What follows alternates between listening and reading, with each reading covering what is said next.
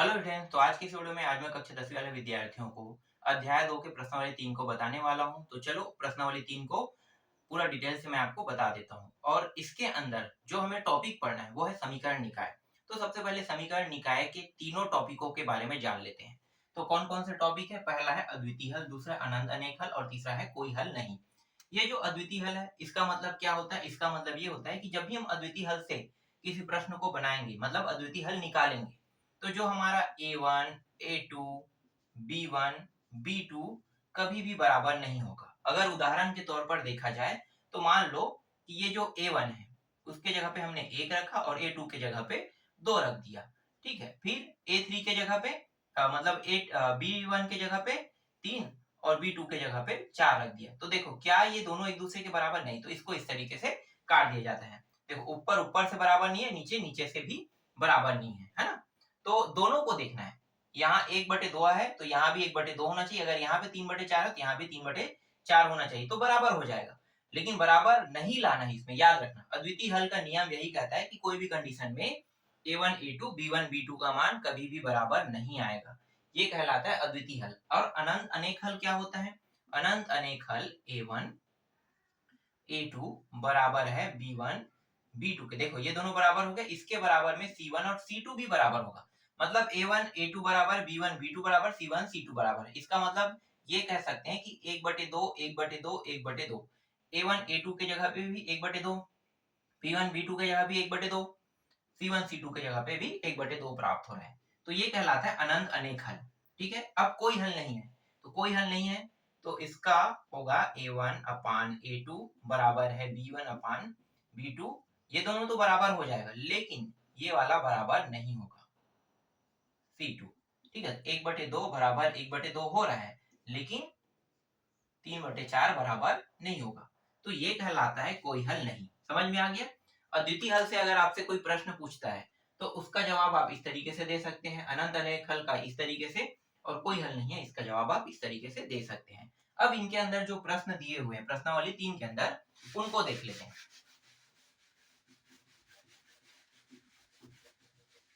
प्रश्नावली 3 के अंदर जो पहला प्रश्न दिया हुआ है इसमें अद्वितीय हल निकालने के लिए है ना।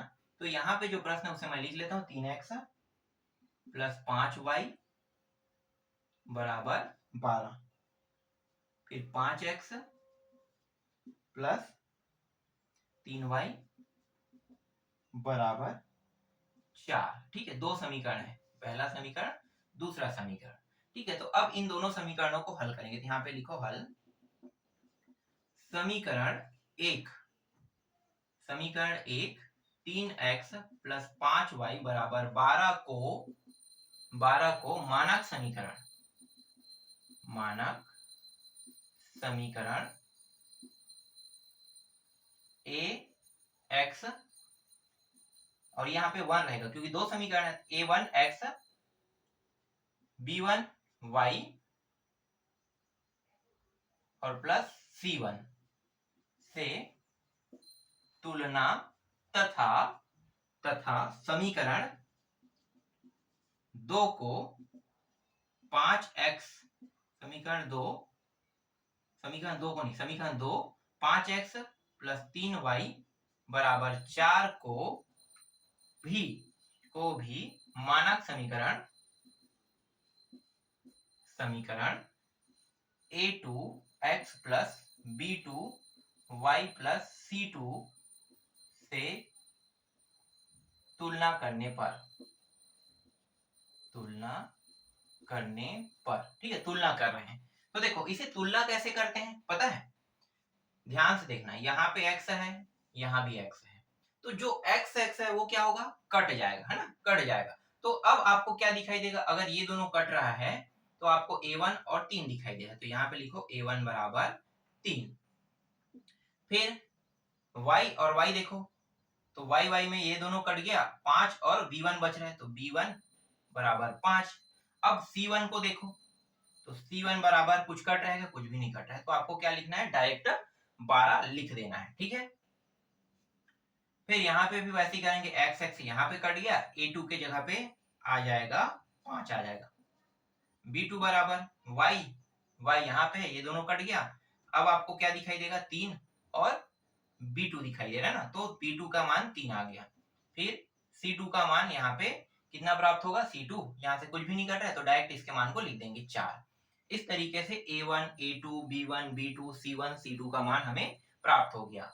अब अद्वितीय हल के लिए हल करेंगे।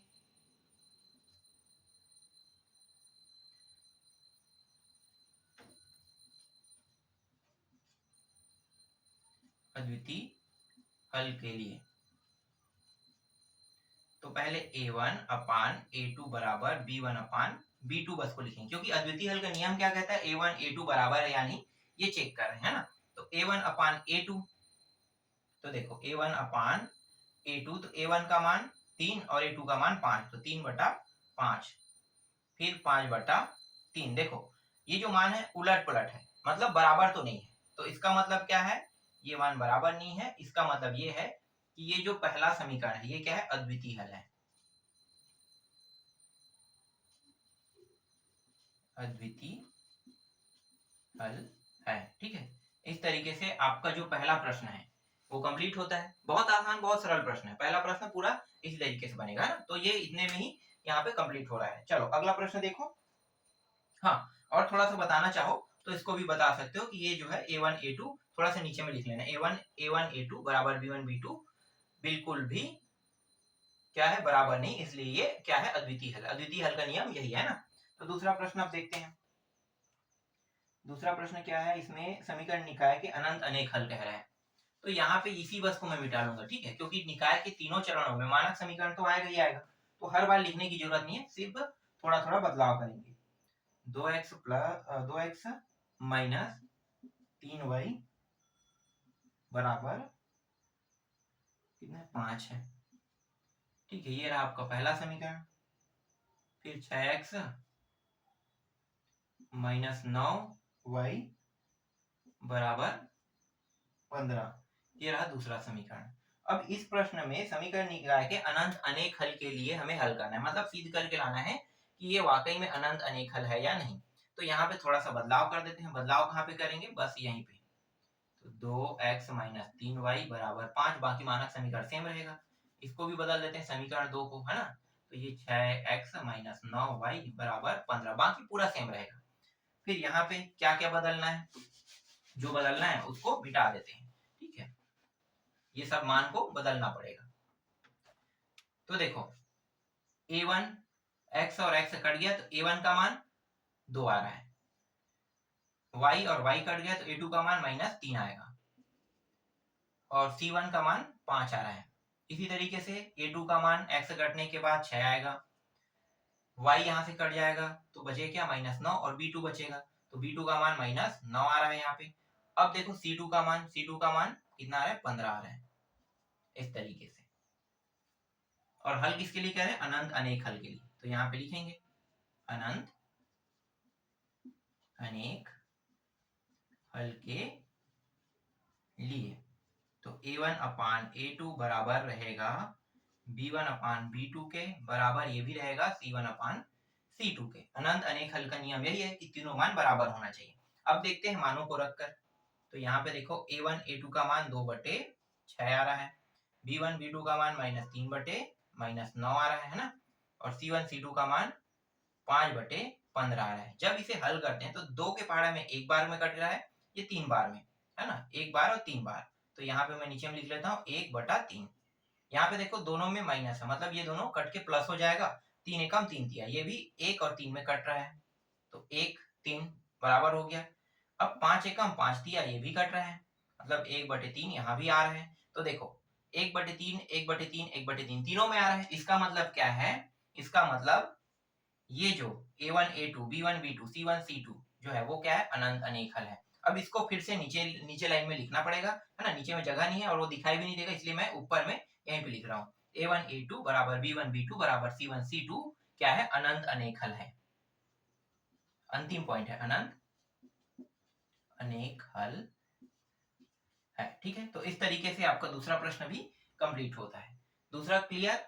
चलो अब देखते हैं तीसरा प्रश्न। तीसरा प्रश्न में k का जो मान है उसको निकालने के लिए कह रहा है, और यहाँ पे कह रहे हैं कोई भी हल नहीं है, उसके लिए हल करना है। तो ये भी इतना कठिन तो प्रश्न नहीं है, ये भी सेम ऐसे ही आसान प्रश्न है। तो k का मान निकालना है तीसरा में। तो तीसरा का पहला, इसके अंदर बहुत सारे प्रश्न हैं, तो तीसरा के पहला प्रश्न उठाते हैं जिसमें दिया हुआ है 8, एक मिनट, x पहले नहीं लिखना है, पहले 8 को लिखना है। 8x प्लस 5y बराबर 9, और ये दिया हुआ है k x प्लस 10y बराबर 15 दिया हुआ है। ठीक है, इस तरीके से जो तीसरा का पहला प्रश्न है ना। तो यहाँ पे भी बदलाव कर देते हैं, सभी जगह बदलने की जरूरत नहीं, सेम ऐसे ही करना पड़ेगा। 8x प्लस 5y बराबर 9, और इसको भी बदल देते हैं, kx प्लस 10y बराबर 15। ठीक है, जहां जहां पे बदलाव करना है वहीं पे बदलाव करेंगे। तो इसको हमने समीकरण एक समीकरण, तो सब में ऐसा करना है, कोई भी जो टॉपिक है उसमें आपको कोई अलग तरीके से चेंज नहीं करना है, क्योंकि ये सभी क्या है, ये एक समीकरण है और ये मानक समीकरण, जो मानने वाला समीकरण होता है ये मानक समीकरण है, इसीलिए यहाँ पे हमने माना तो मानक समीकरण लिख दिया है ना। तो ये जो समीकरण है, समीकरण जिसे हम समीकरण एक कह रहे हैं, को मानक समीकरण से क्या करेंगे, तुलना, सेम टू सेम समीकरण 2 को भी मानक समीकरण से क्या करेंगे, तुलना करेंगे। फिर a1 a2 के मान को निकालेंगे, b1 b2 के मान को निकालेंगे, फिर c1 c2 के मान को निकालेंगे। तो ये जो मान है इसको निकालेंगे, तो यहाँ पे जो मान है इसको मिटा देते हैं, इसके ओरिजिनल मान को रखेंगे। ठीक है, क्योंकि यहाँ पे जो मान दिया हुआ था वो दूसरा प्रश्न का था, तो यहाँ पे थोड़ा थोड़ा बदलाव कर देते हैं और ये पूरा बदलेगा, तो इसे पूरा मिटा देते हैं, यहाँ से पूरा बदलाव होगा। अब इसको हल करते हैं, तो देखो a1 a2 का पहले मान निकाल लेते हैं ना। तो a1 का मान कितना निकलेगा, 8, b1 का मान 5, c1 का मान डायरेक्ट 9 रख दो, फिर a2 का मान k, b2 का मान देखो 10, c2 का मान देखो 15, इस तरीके से। और इस प्रश्न में कह रहा है कि कोई हल नहीं है, कोई हल नहीं है, इसके लिए हल करें, तो कोई हल नहीं है, इसके लिए जब हल करेंगे है ना, तो कोई हल नहीं है, तो कोई हल नहीं है, तो आपको क्या करना है, k का मान बस निकालना है। तो यहाँ पे पहले ही कह दिया है कि कोई हल नहीं है, तो सीधा क्या करना है, कोई हल नहीं है के नियम लगाना है। तो a1 a2 बराबर b1 b2, c1 c2 को लिखने की जरूरत नहीं, क्योंकि यहाँ पे k जो है यहीं पे हमें मिल गया है ना, तो हम लोग आगे और स्टेप नहीं लेंगे। तो ये 8 बटा k और 5 बटा 10, तो ये जो k है ये तिरिया गुणा के रूप में ऊपर चला जाएगा, और ये नीचे में है तो ये इसके साथ ये ऐसे गुणा होगा। ठीक है, तो ये 10 अट्ठे कितना हो गया, 80, और k और 5 k हो जाएगा। अब देखो k जो है ये क्या है, गुणा में है, किसके साथ, 5 के साथ, तो k मुझे अकेला चाहिए क्योंकि k का मान निकालना है। तो 5 इस साइड लाएंगे तो क्या करेगा, ये जो 5 है नीचे में आके भाग करेगा ना, मतलब 80 को क्या कर रहा है, भाग कर रहा है, 5 जो है, और यहाँ पे k बचेगा, 5 एकम एक बार में, ये भी 5 एकम 5 एक बार में 5 कट गया, और 8 जो है 5 एकम 5, 3 बच रहा है, 3 और 0, तो 5 छक्के 30, तो k का मान कितना आ रहा है, 16 प्राप्त हो रहा है। यही क्या है, इसके प्रश्न का उत्तर है। ठीक है, और कुछ नहीं करना है, बस k का मान निकालना है, तो बस सिंपल हल आपको करना है, जैसे यहाँ पे मैंने किया। ठीक है, अब देखो इसके अंदर और भी प्रश्न दिए, दूसरा तीसरा, तो चलो दूसरा तीसरा मैं यहाँ पे अब छोड़ा हूँ, बाकी अब आप लोग दूसरा तीसरा को स्वयं बनाना। मैंने अभी तक आप लोगों को 3 प्रश्न बता दिया ना, तो तीनों प्रश्न जो है वो एकदम सेम टू सेम बना है, बस थोड़ा सा मैंने बदलाव किया है, और ये कोई हल नहीं है, इसमें तीनों प्रश्न में लिखना है a1 a2 b1 b2, बस यहाँ तक जैसे मान निकालोगे, हल करोगे, k का मान आ जाएगा। तो सरल है, तो इसको और बताने की जरूरत नहीं है पूरा प्रश्न को, है ना। तो दूसरा तीसरा बना के देखना, आसान है। फिर डायरेक्ट आते हैं चौथा प्रश्न में। अब इसको मिटा देते हैं, चौथा प्रश्न, चौथा भी सेम है, चौथा का पहला, चौथा भी प्रश्न सेम है, उसमें भी क्या बदलाव होगा वो भी देख लेते हैं। देखो सब चीज बदल नहीं रहा है, कुछ ही चीज बदल रहा है ना, तो जो बदल रहा है उसी वस्तु में क्या कर रहा हूँ, मिटा रहा हूँ। अब यहाँ से मिटा देते हैं, क्योंकि यहाँ पे भी मान निकालेंगे, लेकिन ये चौथा प्रश्न है तो कुछ ना कुछ तो दूसरा चेंज किया ही होगा। तो यहाँ पे पहला जो प्रश्न है वो है kx प्लस 2y बराबर 5, ये पहला समीकरण हुआ।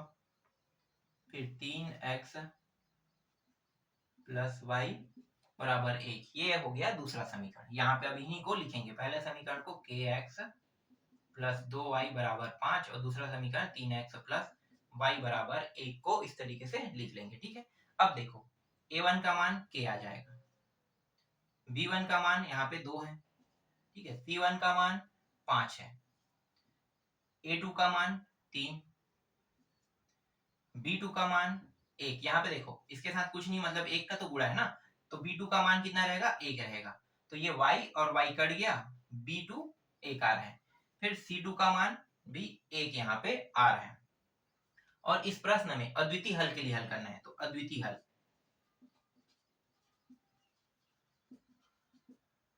अद्वितीय हल है कह रहे हैं ना, क्योंकि यहाँ पे स्पष्टीकरण किया है कि ये जो है, ये जो प्रश्न है ये अद्वितीय हल है। तो अद्वितीय हल का नियम क्या है कि a1 अपान a2 बराबर बिल्कुल भी नहीं है b1 अपान b2 के, यही नियम है। तो a1 a2 के मान को रख देते हैं, तो यहाँ पे k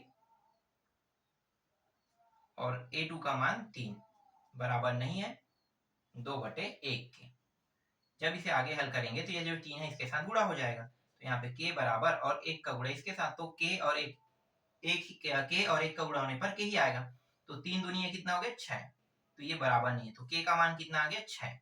ये जो k का मान 6 आ रहा है ये बता रहा है कि ये जो है ये अद्वितीय हल है, और यहाँ पे प्लस में मान प्राप्त हो रहा है। तो एक चीज और बता देता हूँ, जब भी आपको मान प्लस में प्राप्त होगा तो वो क्या होगा, वास्तविक संख्या, है ना, वास्तविक मान या वास्तविक संख्या आप कह सकते हो।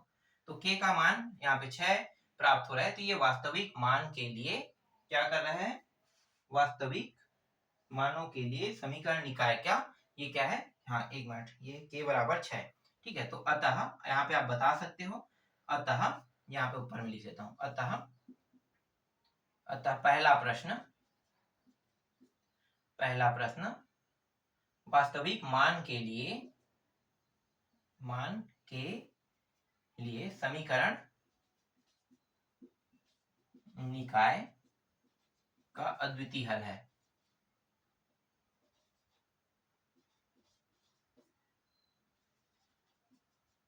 अद्वितीय हल है, ठीक है। इस तरीके से ये जो उत्तर है इसको लाने के बाद ये लिखना है, ठीक है, सभी प्रश्नों में ऐसा होगा। अब इसके दूसरा प्रश्न, तीसरा प्रश्न, चौथा, पांचवा, मतलब 4 तक के प्रश्न दिए हुए, तो सेम टू सेम चारों प्रश्न ऐसे ही बनेंगे, ठीक है, 4 ही प्रश्न है। चलो एक और देख लेते हैं, कोई भी एक प्रश्न और, क्योंकि इसमें 4 है तो 2 देख लेंगे तो अच्छा रहेगा, है ना। तो x माइनस, यहाँ पे मैं डायरेक्ट आपको चौथा बता रहा हूँ, ठीक है। चौथा क्यों बता रहा हूँ, क्योंकि चौथा में क्या है, यहाँ पे जो k का मान है वो एकदम लास्ट में चला गया है। तो हम लोग a1 a2 b1 b2 बस को करेंगे, भाई c1 c2 को नहीं ले सकते। तो इसको कैसे हल करोगे, तो ये थोड़ा सा अलग तरीके का है। तो 4x माइनस 5y बराबर k, 2x माइनस 3y बराबर 12 दिया हुआ है, ठीक है, इस तरीके से। तो यहाँ पे जो चेंज करना है उसको चेंज कर लेते हैं। तो ये रहा 4x माइनस 5y बराबर k, 2x माइनस 3y बराबर 12। यहाँ भी जो चेंजेस करना है उसको भी अब लिख लेते हैं। तो देखो x x कट जाएगा, a1 के जगह में 4 आएगा, y y कटेगा तो b1 के जगह में माइनस 5 आ जाएगा, c1 के जगह में k आ जाएगा। अब a2 के जगह में देखो, a2 के जगह में 2 क्योंकि x x कट गया, b2 के जगह में माइनस 3 आ जाएगा क्योंकि y कट गया, c2 के जगह में 12 आ जाएगा, ठीक है। देखो इस तरीके से, और ये भी अद्वितीय हल के लिए हल हो रहा है, तो अद्वितीय हल के लिए हल हो रहा है, तो यहाँ भी क्या करेंगे, इतना तक तो कोई भी चेंजेस नहीं होगा क्योंकि यहाँ तक हमें हल करना है, तो यहाँ पे कोई भी चेंज नहीं होगा, ठीक है। अब ये चौथा प्रश्न है तो उत्तर जो है वो चौथा के लिए लगा देंगे, ठीक है, ये चौथा है। तो अतः प्रश्न क्रमांक चौथा वास्तविक मानों के वास्तविक मान के सभी समीकरण निकाय का, मतलब सभी नहीं, समीकरण निकाय का अद्वितीय हल है, ठीक है। तो ये तो उत्तर में रहेगा, तो यहीं पे चेंज करेंगे, तो क्या करना है, 4/2 बराबर माइनस 5/-3। जब इसे आगे हल करेंगे तो देखो 2 के पारा में एक बार 2 दूनी, तो 2/1 आ रहा है, और ये दोनों माइनस माइनस वाला जो है वो कट जाएगा तो प्लस आ जाएगा ना, तो 5/3 आ रहा है। तो देखो ये दोनों बराबर है क्या, बिल्कुल भी बराबर नहीं। इसका मतलब क्या है, ये सिद्ध हो रहा है कि ये अद्वितीय हल है, और k का मान निकालने की अब जरूरत ही नहीं पड़ा, क्योंकि के का मान जो है वहां पे निकालना पड़ेगा ही नहीं, है ना। तो के का यहाँ पे कोई मान नहीं आ रहा है। यहाँ पे के का मान क्या आएगा, क्योंकि ये C1 C2 में है तो 0 आ रहा है। C1 C2 में है तो क्या आएगा, इसका मान 0 प्राप्त हो रहा है, ठीक है। तो K1 K2 का मान यहाँ पे 0, ये मान 0 के बराबर है, ठीक है। और ये 2/1 बराबर 5/3 ये साबित कर रहा है कि ये क्या है, अद्वितीय हल है। और ये प्रश्न क्रमांक 4 वास्तविक मान के सभी निकाय का अद्वितीय हल, सभी नहीं यार, समी है, ये समीकरण है, ठीक है। मैं यहाँ पे सभी पढ़ रहा हूँ। अतः चौथा प्रश्न वास्तविक मान के समीकरण निकाय का अद्वितीय हल है। तो इस तरीके से ये आपका चौथा प्रश्न भी बन गया। अब इसके अंदर 2 प्रश्न मैंने छोड़ा है, उनको भी बना के देखना, सेम टू सेम बनेगा, जैसे अभी मैंने बनाया वैसे ही, ठीक है। और टाइम होगा तो 5वां 6वां को भी देख लेते हैं। 5वां 6वां में क्या निकालना है अभी, के मान ज्ञात कीजिए जबकि समीकरण निकाय का अनंत अनेक हल है। तो अनंत अनेक हल के लिए हल करेंगे के का मान, ठीक है। तो अनंत अनेक हल के लिए हल करते हैं। तो चलो इस प्रश्न को भी देख लेते हैं। ये भी कोई बड़ा प्रश्न नहीं है, छोटा ही प्रश्न है। 5वां का पहला, ओहो लाइट ही बंद हो गया। चलो देखते हैं, थोड़ा बहुत देख सकते हैं तो, या फिर इसको छोड़ दे, अगले वीडियो में बता दूंगा। 5वां के अंदर कितने प्रश्न हैं, 4 प्रश्न है। और है क्या 6वां में, नहीं तो 6वां, इसमें प्रश्न बहुत सारे, 6वां 7वां 8वां इस तरीके से। चौथा से मैं आप लोग 5वां से मैं आप लोगों को नेक्स्ट वीडियो में बताऊंगा, ठीक है। क्योंकि लाइट बंद हो चुका है तो थोड़ा सा दिक्कत होगा बताने में। तो अभी भी ये जो वीडियो है यहीं पे हम लोग स्टॉप करते हैं। 5वां प्रश्न से मैं आप लोगों को नेक्स्ट वीडियो में बता दूंगा।